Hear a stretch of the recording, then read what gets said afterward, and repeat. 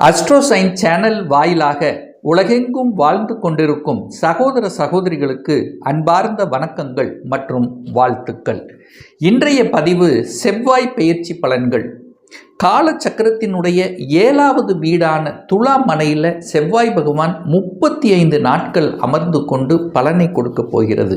அதுவும் செவ்வாய் பகவான் தன்னுடைய சொந்த நட்சத்திரமான சித்திரையில் டிராவல் பண்ண போகிறார்.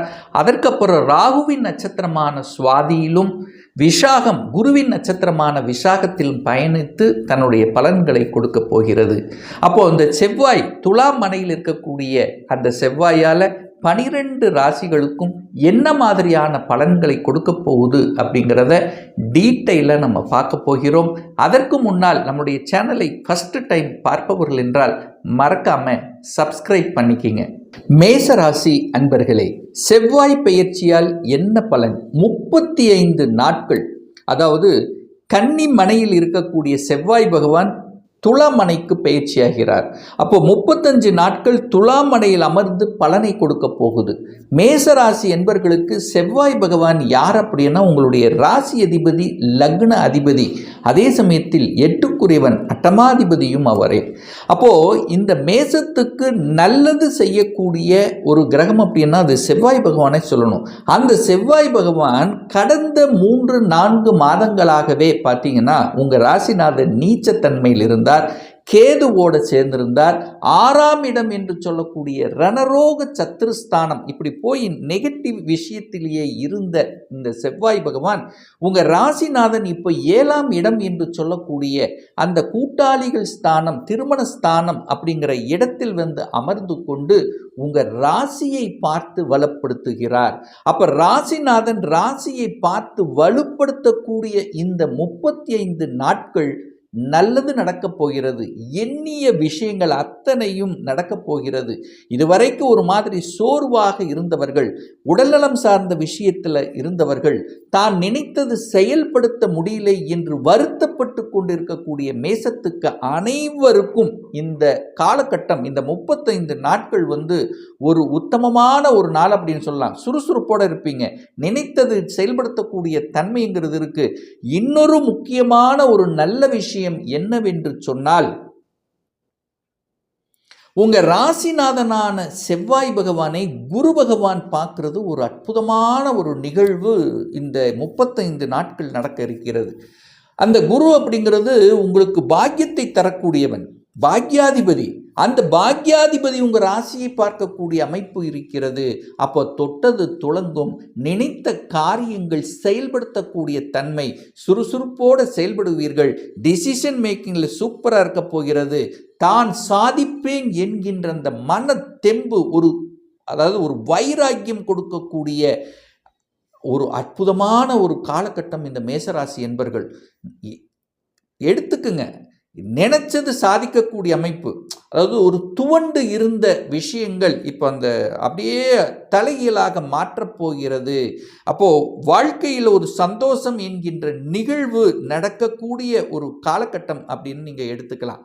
அப்போது இதுவரைக்கும் ஒரு நெகட்டிவை திங்க் பண்ணிட்டு இருந்தீங்க பாருங்கள், வாழ்க்கையே என்ன, வாழ்க்கையில் ஒரு வழியாக இருக்கிறது, ஏதோ நினைச்சு கஷ்டப்பட்டு கொண்டு இருந்தது, மனசு சரியில்லை, எண்ணம் சரியில்லை, சிந்தனை சரியில்லை, ஏதோ போயிட்டு இருக்கு, வாழ்க்கை ஏதோ உருண்டோடி கொண்டிருக்கின்றது என்று நினைத்து கொண்டு அதனால் வருத்தப்பட்டு கொண்டு இருக்கக்கூடிய இந்த மேசராசி என்பர்கள் இந்த 35 நாட்கள் பார்த்தீங்கன்னா அப்படியே தலைகீழாக மாற்றக்கூடிய நீங்களா இது.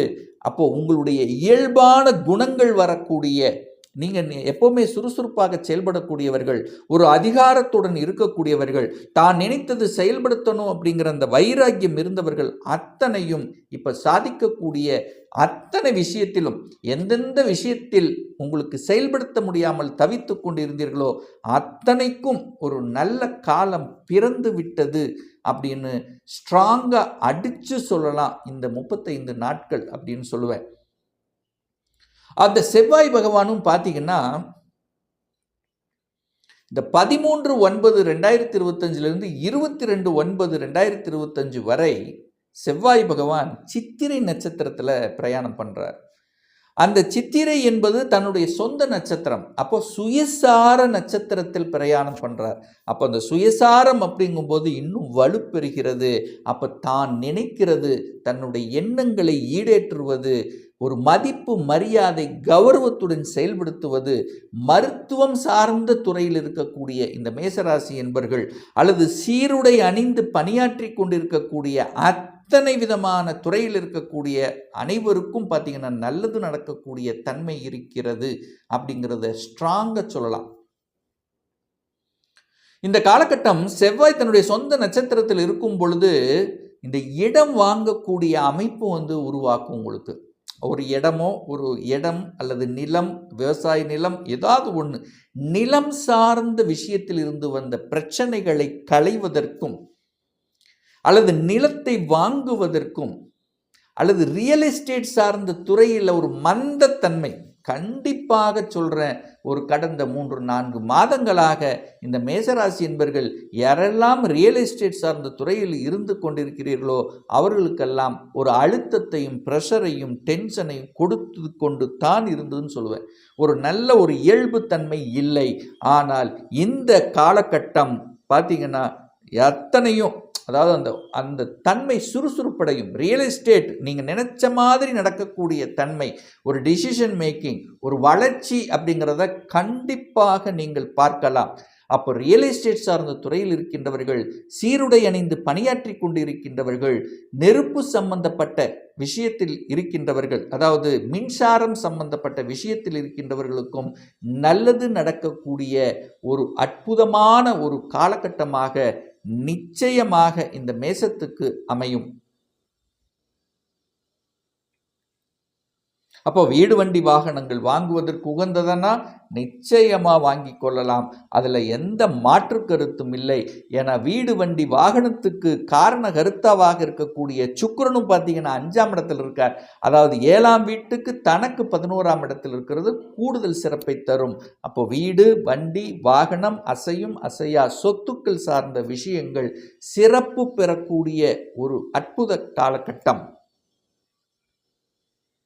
அடுத்து பார்த்தீங்கன்னா 23/9/2025 12/10/2025 வரை அந்த செவ்வாய் பகவான் ராகுவோட நட்சத்திர சாரத்தில் பிரயாணம் பண்ணுறார்.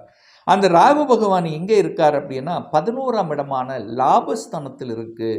அப்போ இந்த காலகட்டத்தில் இந்த மேசராசி என்பர்கள் தொழில் விஷயமாகவோ அல்லது வேலை விஷயமாகவோ வெளிநாடு, வெளி ஊர், வெளி மாநிலம் செல்லக்கூடிய வாய்ப்புகள், சந்தர்ப்பங்கள் தேடி வரக்கூடிய ஒரு காலகட்டமாக அமையும்.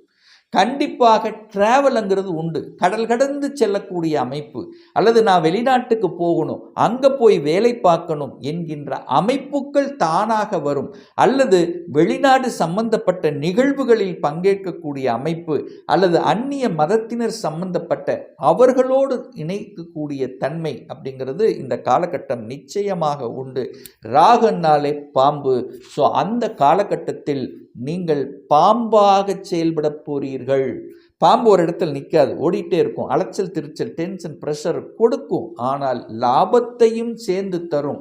என ராகு 11ஆம் இடத்தில் இருக்கு. அப்போ தொழில் விஷயத்தில், தொழில் சார்ந்த விஷயத்தில் ஒரு நல்ல ஏற்றத்தை கொடுக்கக்கூடிய, நல்ல சிந்தன வளத்தை கொடுக்கக்கூடிய, தொழில் விஷயத்தில் சில டிசிஷன் மேக்கிங்களை எடுக்கக்கூடிய, அதை விரிவுபடுத்தக்கூடிய அமைப்புகள், சந்தர்ப்பங்கள்ங்கிறது அந்த காலகட்டம் உங்களுக்கு நிச்சயமாக சிறப்பு பெறக்கூடிய ஒரு காலகட்டமாக அமையும். அடுத்தது பார்த்தீங்கன்னா இந்த செவ்வாய் பகவான் 13/10/2025 27/10/2025 வரை பார்த்தீங்கன்னா விஷாகம் நட்சத்திரத்தில் பிரயாணம் பண்ணுறார். விஷாகம் அப்படின்னாலே யாரு? குருவுடைய நட்சத்திரம், பாக்யாதிபதி நட்சத்திரத்தில் பிரயாணம் பண்ணுது. அப்போ சூப்பர். அப்போதான் உங்களுக்கு நல்ல பாக்கியம் கிடைக்க காத்து கொண்டிருக்கிறது. சார் என்ன பாக்கியம் கிடைக்கும்? குழந்தை பாக்கியம் இல்லாத அந்த மேசராசி என்பவர்கள் அந்த காலகட்டம் குழந்தை பாக்கியம் கொடுக்கக்கூடிய அந்த கொடுப்பினை இருக்கிறது. அப்போ கோச்சார ரீதியாக அந்த தன்மை இருக்கிறது. அந்த குருவும் செவ்வாய் பகவானை பார்த்து கொண்டிருக்கக்கூடிய நிகழ்வும் இருக்கிறது. அப்போ குழந்தை பாக்கியம் கிடைக்கும். குழந்தைகளால் மனமகிழ்ச்சி, சந்தோஷம், குழந்தைகளுக்காக நீங்கள் என்ன செய்யணும்னு நினைச்சிட்டு இருக்கிறீங்களோ அதையெல்லாம் செய்வதற்கான கொடுப்பினை கொடுக்கக்கூடிய ஒரு காலகட்டமாக இருக்கும். நிச்சயமாக உங்களுக்கு பூர்வ புண்ணிய பலப்படக்கூடிய ஒரு காலகட்டம்.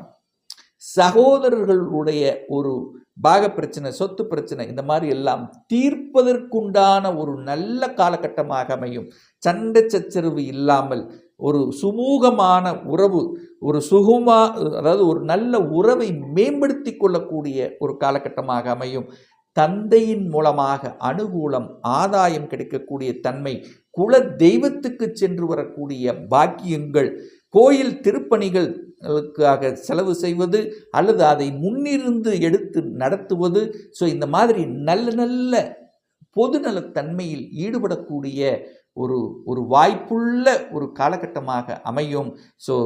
இந்த காலகட்டம், இந்த செவ்வாய் பெயர்ச்சியானது நிச்சயமாக இந்த மேசத்துக்கு ஒரு தன்னம்பிக்கை கொடுக்கக்கூடிய, உயர்வை கொடுக்கக்கூடிய, தொட்டது துளங்கக்கூடிய, நினைத்த காரியங்கள் ஜெயமாகக்கூடிய, வெளிநாடு வெளிமாநிலம் செல்லக்கூடிய, தொழில் முறையில் ஏற்றத்தை கொடுக்கக்கூடிய ஒரு நல்ல காலகட்டமாக நிச்சயமாக அமையுங்கிறதுல எந்தவித மாற்று கருத்தும் கிடையாது.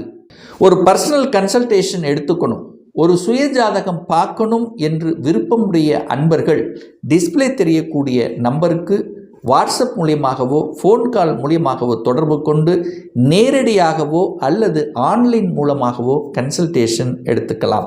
நம்முடைய அலுவலகம் கோயம்புத்தூரில் அமைந்துள்ளது. அதாவது கோயம்புத்தூரிலிருந்து மேட்டுப்பாளையம் செல்லும் வழியில் வெள்ளக்கிணர் பிரிவுக்கு அருகில் அன்னபூர்ணா ஹோட்டலுக்கு அருகில் அமைந்துள்ளது.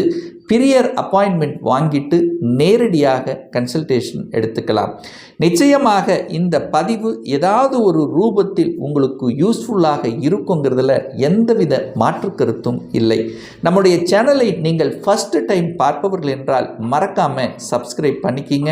பக்கத்தில் இருக்கக்கூடிய பெல் பட்டன் மற்றும் ஆல் நோட்டிஃபிகேஷனை கிளிக் பண்ணும்போது நான் போடக்கூடிய அடுத்தடுத்த பதிவுகள் உங்களுடைய நோட்டிஃபிகேஷனில் வந்து சேரும்.